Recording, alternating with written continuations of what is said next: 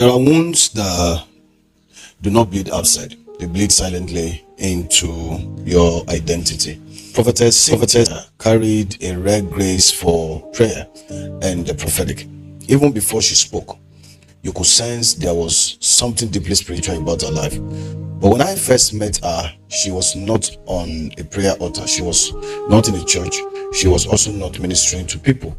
She was sitting quietly in a public market, selling foodstuffs on a small table. The moment I saw her, something inside me refused to accept that this was where her story was supposed to end. I had never attended any of her meetings before, but I could discern that there was a strong anointing upon her life. So I asked her gently, "Why are you here instead of on the prayer ground praying for people?" At first, she did not trust me enough to answer.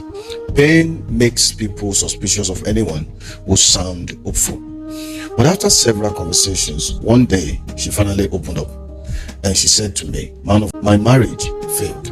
My husband left me for another woman. His family chose for him. His family never accepted me, and I was unable to conceive for him." Then she paused for a moment before saying the part that truly broke my little heart. The women I once prayed for were the same people mocking me after my marriage collapsed. I became a topic of shame and I couldn't continue ministry anymore, so I gave up. That day, I realized something painful.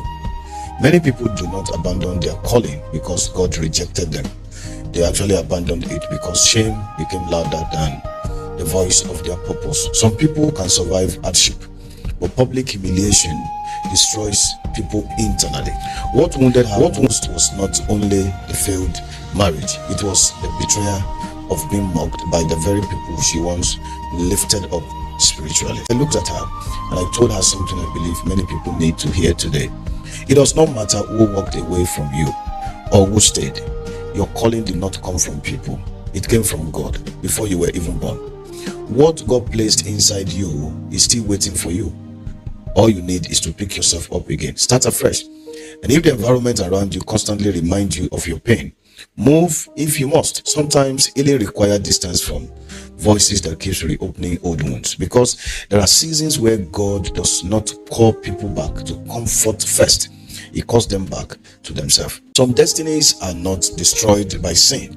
They are buried under disappointment, under rejection, under ridicule, and unanswered question. But purpose is patient. See, purpose continue to wait quietly beneath the ashes until a person finds the courage to believe again.